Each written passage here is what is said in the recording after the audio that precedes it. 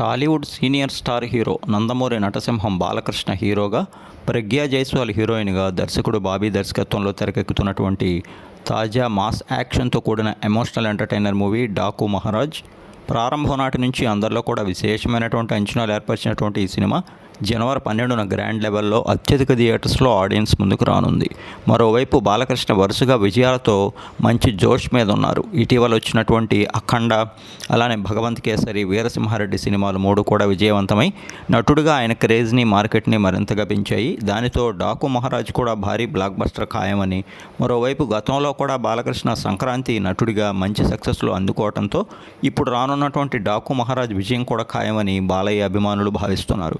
ఇక డాకు మహారాజ్ నుంచి రిలీజ్ అయినటువంటి సాంగ్స్తో పాటు టీజర్, ఫస్ట్ లుక్ పోస్టర్ ఇలా అన్నీ కూడా అందరినీ ఆకట్టుకుని సినిమాపై ఇప్పటివరకు ఉన్నటువంటి అంచనాలు విపరీతంగా పెంచాయి.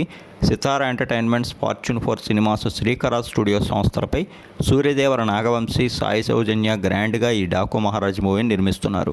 మరోవైపు ఈ సినిమా యొక్క ప్రీ రిలీజ్ ఈవెంట్ అలానే బిజినెస్ కూడా గ్రాండ్గా జరుపుకుంది. అతి త్వరలో ఈ మూవీ యొక్క ట్రైలర్ను కూడా విడుదల చేయనున్నారు.